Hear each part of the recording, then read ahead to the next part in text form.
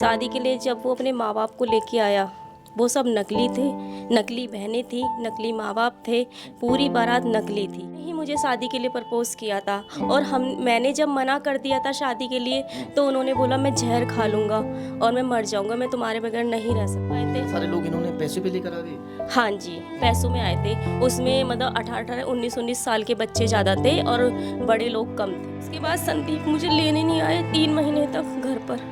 मैं बार बार कॉल करती रही कि इतना टाइम हो गया, आप मुझे क्यों नहीं लेने आ रहे हो।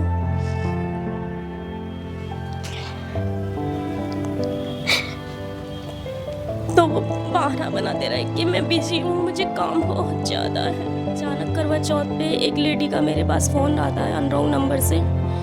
वो मुझे एक फ़ोन पे बहुत सारी गालियाँ देती है, कहती है तू जिसके साथ रह रही है वो मेरा पति है और 2 साल से तू मेरे पति की कमाई खा रही है। संदीप, मैंने तुम्हें प्यार किया, तुमने मेरे साथ छल किया, तुमने मुझे धोखा दिया, मैं तुम्हें कभी माफ़ नहीं करूँगी।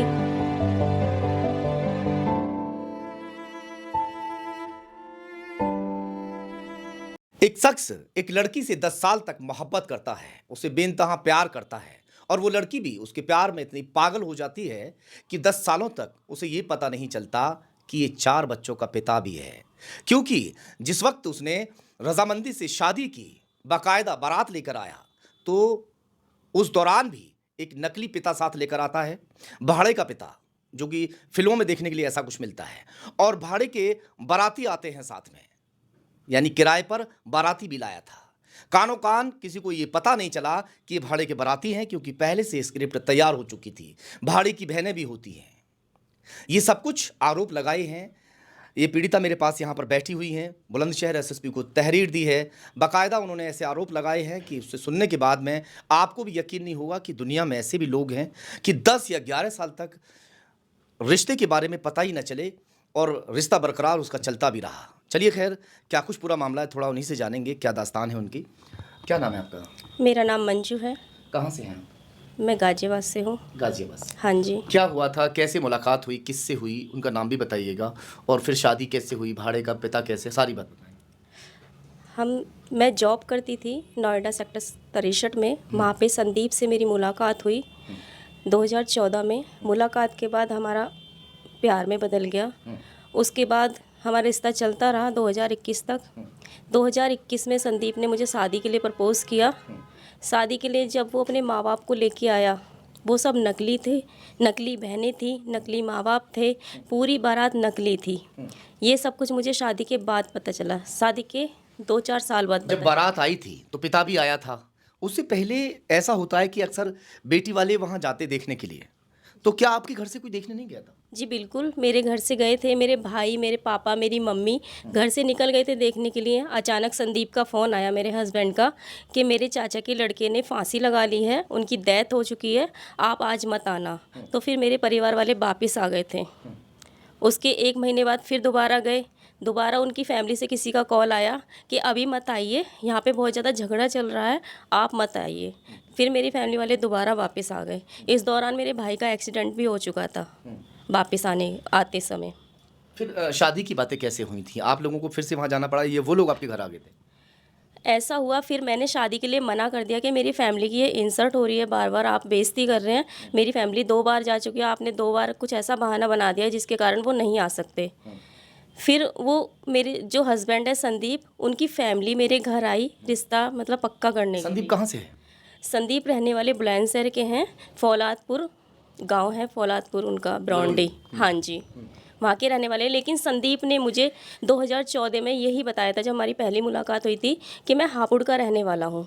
मेरे माता पिता हापुड़ में रहते हैं, मेरी पूरी फैमिली हापुड़ में रहती है और मैं यहाँ विजयनगर में रहता हूँ अपनी दीदी के पास, गाजियाबाद विजयनगर। हाँ जी।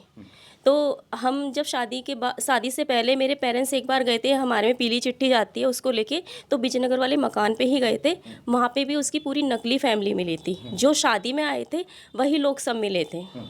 सब नकली फैमिली कैसे, मतलब वो पैसों पे आई थे या क्या था? हाँ जी, वो सब पैसों में ही लेके आए थे, ये नहीं पता कहाँ से लेके आए बारात थे। आई थी लगभग? सॉरी, बारात में कितने लोग आए थे जो बता रहे हो आप भाड़े पे आए थे? करीबन बारात जो आई थी 50 से 100 लोगों की आई थी जी, इतने लोग आए थे। इतने सारे लोग इन्होंने पैसे पे लेकर आ गए। हाँ जी, पैसों में आए थे। उसमें मतलब 18-18 19-19 साल के बच्चे ज़्यादा थे और बड़े लोग कम थे जी। तो जैसे बारात आई थी ऐसा लग नहीं रहा था कि बाराती हैं या हो सकता है कोई इस तरीके के लोग हैं? नहीं, बिल्कुल किसी को भी ऐसा महसूस नहीं हुआ कि ये नकली हो सकते हैं या इनके पेरेंट्स नहीं हो सकते, क्योंकि प्रॉपर मतलब वो बहनें भी थी? बहनें थी। ये आप सच बता रही हैं या कुछ इसमें कुछ अलग है बात? नहीं, बिल्कुल सच है, ये मेरे साथ हुआ है। मैं 4 साल से इतनी परेशान हूँ, मुझे पता अभी चल रहा है लास्ट मंथ। 10 साल आपको उनके साथ हो गए। इन 10 सालों में आपको कभी मालूम ही नहीं चला कि ये शख्स पहले से शादीशुदा है? नहीं, बिल्कुल भी नहीं पता चला। मुझे तो ये भी नहीं पता चला कि वो बुलंदशहर के रहने वाले हैं, क्योंकि हमें यही बताया था कि वो हापुड़ के रहने वाले हैं, उनकी फैमिली पूरी हापुड़ में रहती है।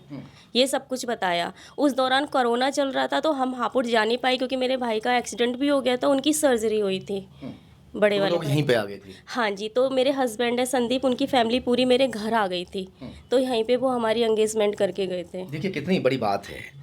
नकली पिता है, नकली बहनें हैं, नकली बाराती है, सब नकली था।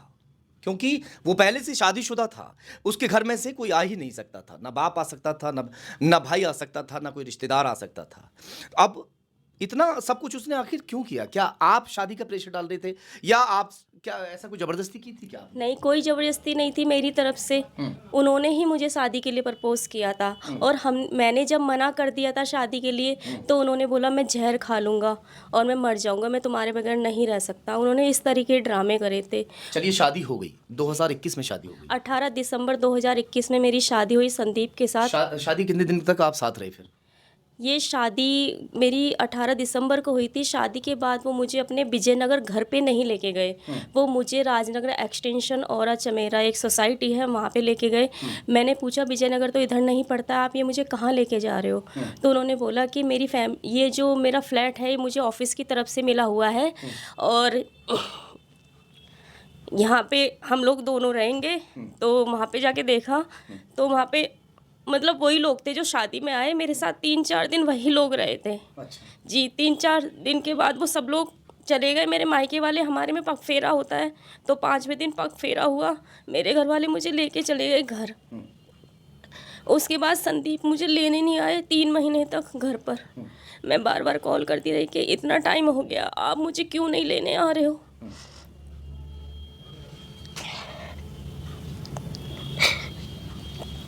तो वो बहाना बनाते रहे कि मैं बिजी हूँ, मुझे काम बहुत ज़्यादा है। फिर तुम अकेला घर पे छोड़ दिया वहाँ?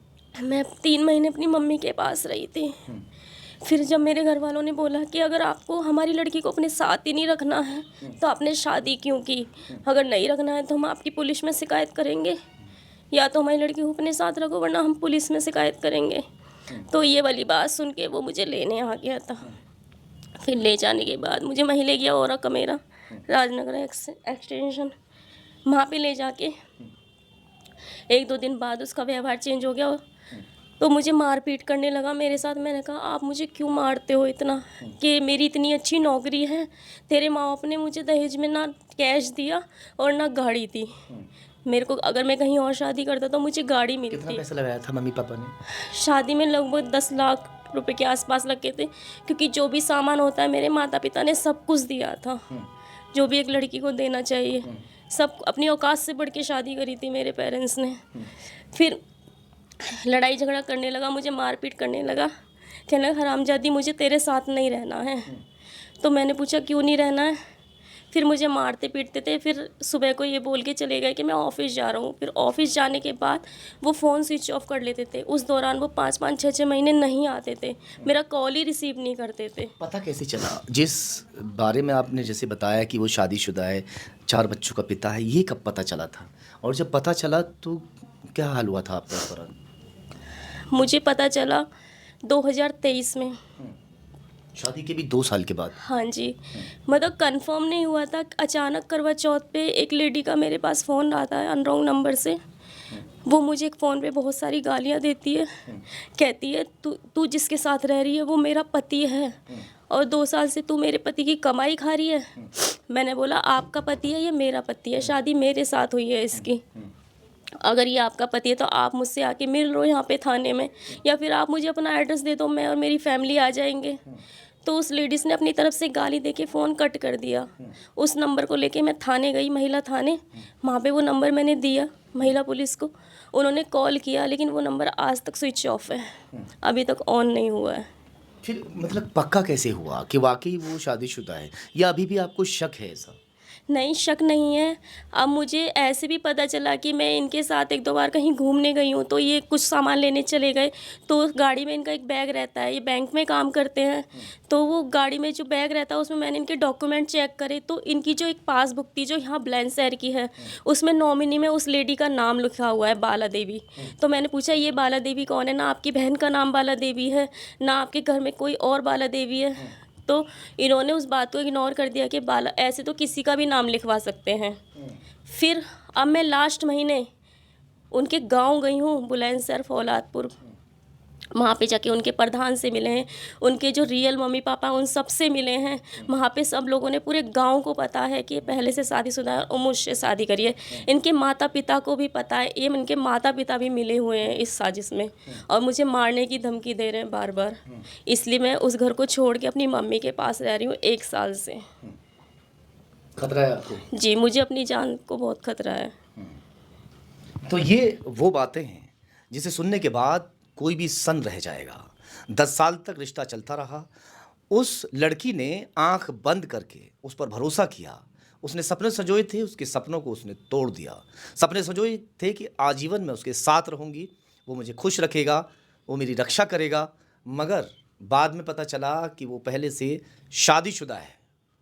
ये तमाम बातें, ये तमाम आरोप उनकी पत्नी ने लगाए हैं, जो संदीप हैं।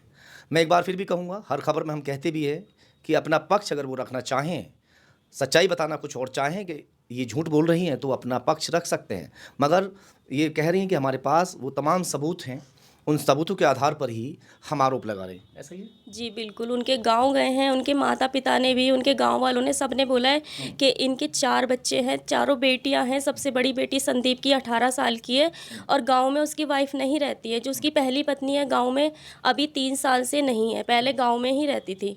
अब वो अपने साथ रख रहा है, पता नहीं कहाँ रख रहा है, मुझे नहीं पता इस बात का। क्या चाहती हो आप? मैं इंसाफ चाहती हूँ। कप्तान साहब को आपने तहरीर दे दी है? क्या जी। क्या कहा है उन्होंने? उन्होंने जांच के आदेश दिए हैं। मुझे पुलिस प्रशासन पे पूरा यकीन है कि मुझे इंसाफ मिलेगा। संदीप से क्या कहना चाहती हो? संदीप, मैंने तुम्हें प्यार किया, तुमने मेरे साथ छल किया, तुमने मुझे धोखा दिया, मैं तुम्हें कभी माफ़ नहीं करूँगी। अब देखने वाली बात यह होगी कि पुलिस इसमें आगे क्या कुछ कार्रवाई करती है।